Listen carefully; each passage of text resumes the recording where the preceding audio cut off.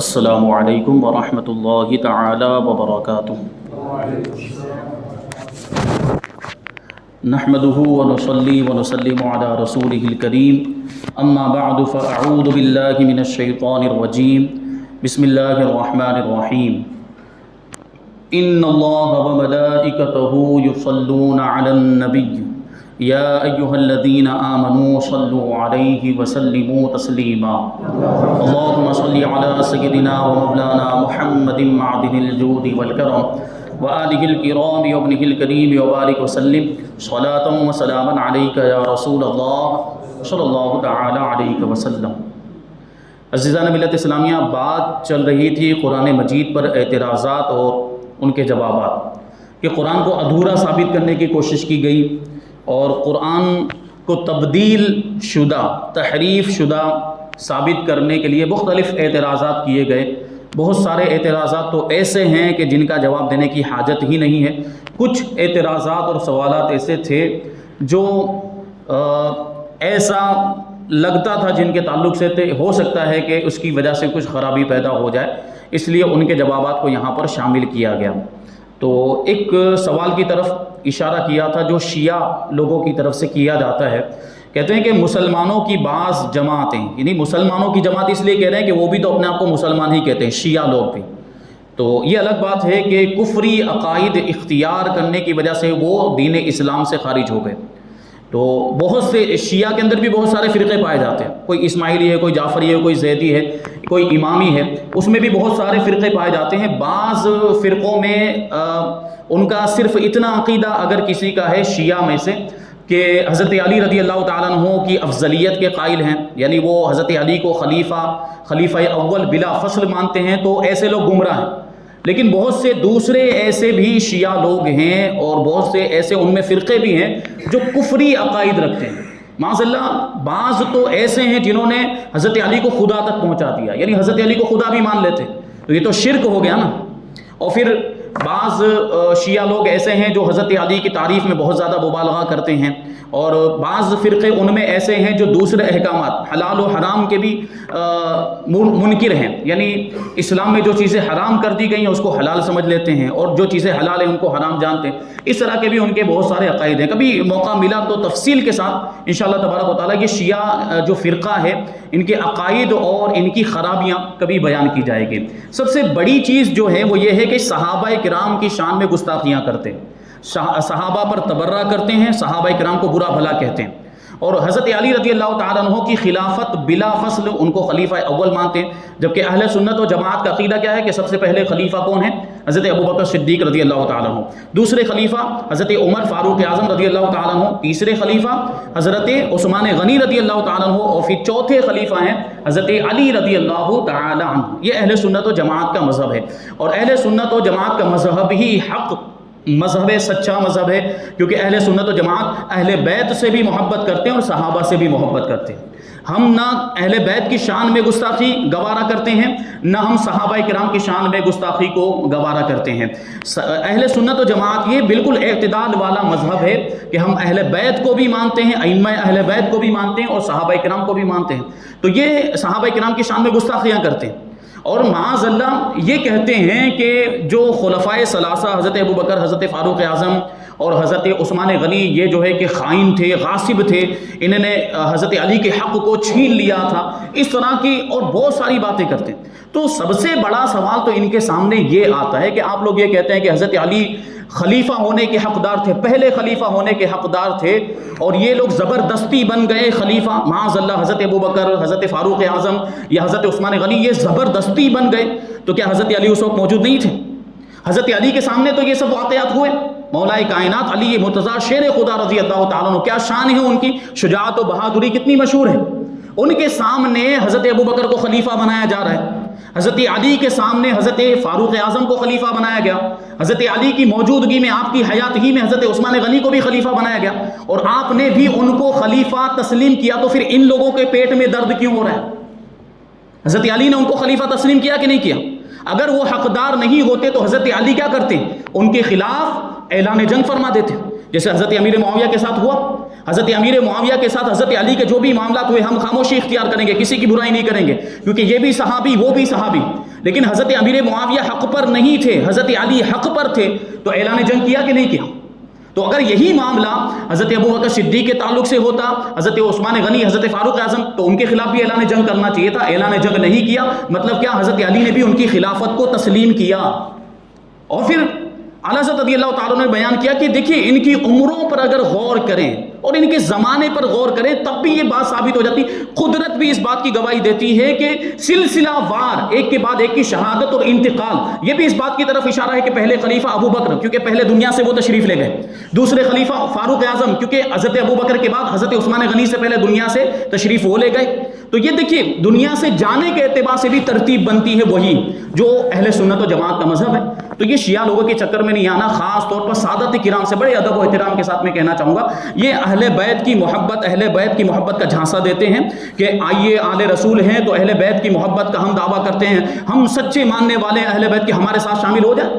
تو دیکھیے یہ اگرچہ اہل بیت کی محبت کے دعوے کرتے ہیں لیکن ان کا دعویٰ جھوٹا ہے، کیونکہ اگر یہ اہل بیت سے سچے محبت کرنے والے ہوتے تو پھر صحابہ کا بھی احترام کرتے، صحابہ کرام کا بھی ادب کرتے، کیونکہ اہل بیت نے صحابہ کرام کا ادب و احترام کیا ہے اور صحابہ نے اہل بیت کا ادب و احترام کیا ہے. واقعات بہت سارے ہیں، اگر میں بیان کرنے جاؤں تو بہت تفصیل اسی میں لگ جائے گی. بہرحال جو سوال جو ہے وہ یہاں پر اس کو شامل کرتے ہیں جو شیعہ لوگوں کی طرف سے ہوتا ہے. وہ شیعہ لوگ کہتے ہیں کہ قرآن میں سے 10 پارے کم کر دیے گئے اور اس قرآن میں سورہ حسنین بھی تھی، حسنین یعنی حسن و حسین، سورہ علی اور سورہ فاطمہ بھی تھی، اور پتہ نہیں لگتا کہ وہ کہاں گئی، یعنی لوگوں نے اس میں سے معاذ اللہ نکال دیا.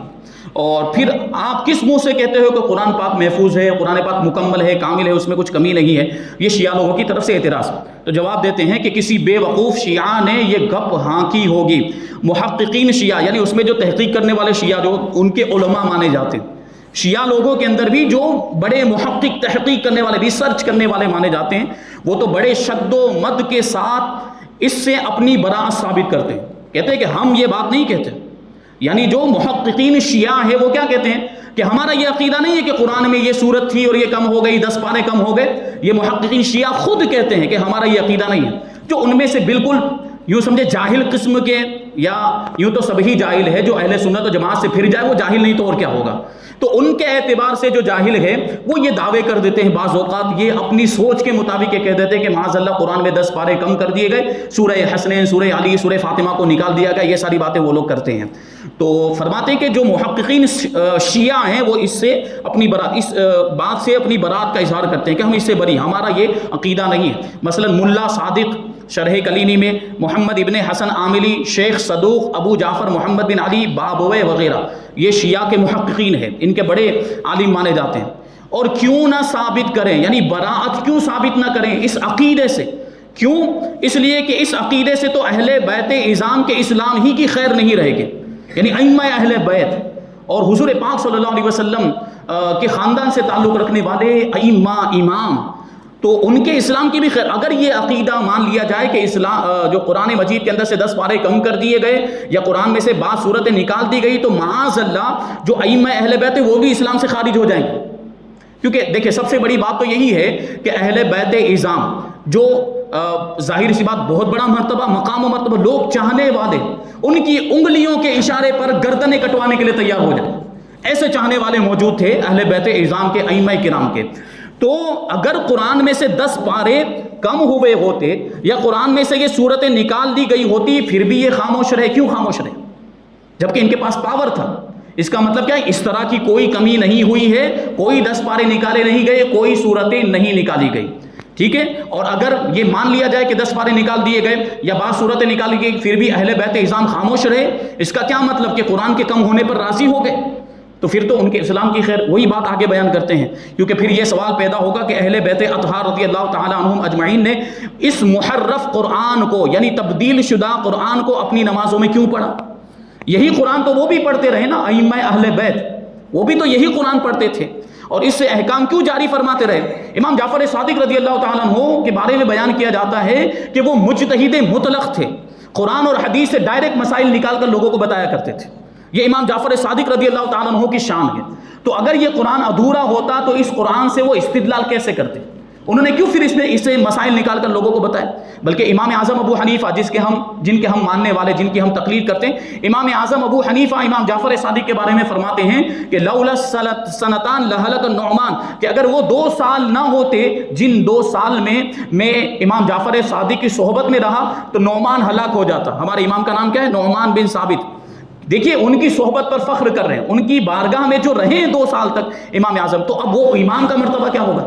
امام جعفر صادق کے علم کا عالم کیا ہوگا کہ جو اتنا بڑا امام ہے، امام اعظم، چاروں اماموں میں سب سے بڑا مرتبہ امام اعظم کا، اور امام اعظم اسی لیے کہا جاتا ہے سب سے بڑا امام، وہ امام بھی کس کی شاگردی اختیار کر رہا ہے؟ امام جعفر صادق کی۔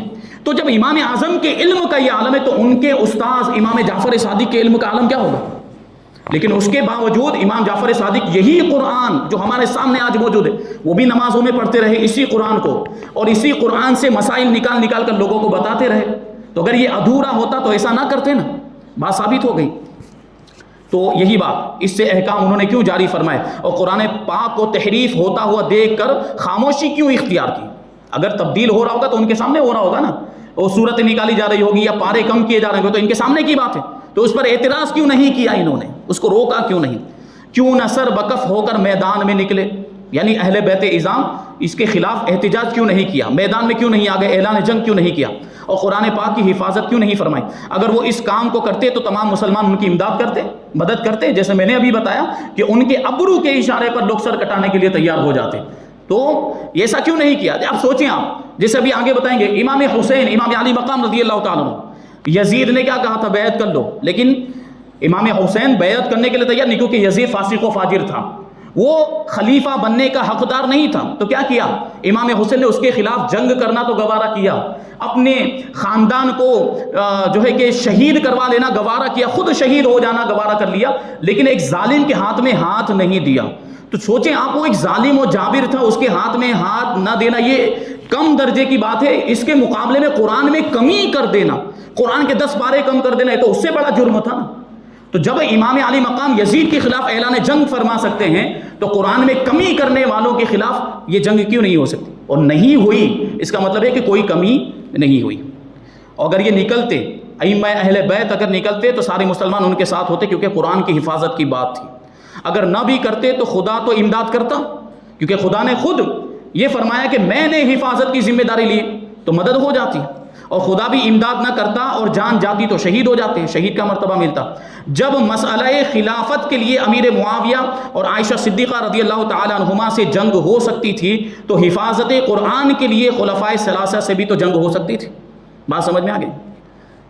اور کچھ بھی نہ ہوتا تو حضرت علی مرتضیٰ رضی اللہ تعالیٰ عنہ کا زمانہ خلافت سب کے بعد تھا، یعنی چلو مان لیتے ہیں کہ حضرت ابوبکر صدیق، حضرت فاروق اعظم، حضرت عثمان غنی یہ خلیفہ تھے، ان کا دبدبا تھا، امیر المؤمنین تھے تو نہیں کر سکے، چلو مان لیتے ہیں، معاذ اللہ یہ ان کی سوچ بتا رہا ہوں۔ لیکن حضرت علی کا جب زمانہ آیا، جب حضرت علی خلیفہ بنے تو اب تو پورا پاور ان کے پاس تھا، حضرت علی کے پاس اب تو پوری سلطنت آ گئی، حکومت آ گئی، امیر المؤمنین بن گئے، خلیفۃ المسلمین بن گئے۔ انہوں نے اپنے زمانے میں وہ جو پارے کم ہو گئے تو وہ کیوں داخل نہیں کر لی؟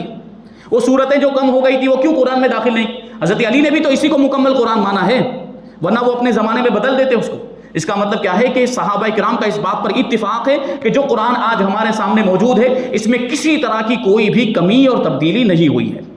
تو حضرت علی کا زمانہ خلافت تو سب کے بعد میں تھا، اس زمانے میں خلفائے ثلاثہ پردہ فرما چکے تھے، کسی کا خوف نہ تھا، تو اصلاح فرمانی ضروری تھی، یعنی حضرت علی کے لیے، لیکن پھر بھی نہیں کیا۔ اس کا مطلب ہے کہ قرآن مکمل ہے۔ شہید کربلا سید الشہداء امام حسین رضی اللہ تعالیٰ عنہ جہاں یزید کی بیعت کے مقابلے میں جان دے سکتے تھے، وہیں شہباز اسلام پروانہ شمع رسالت یعنی امام علی مقام رضی اللہ تعالیٰ عنہ اس مسئلہ حفاظت قرآن پر بھی اپنی جان قربان کر سکتے تھے۔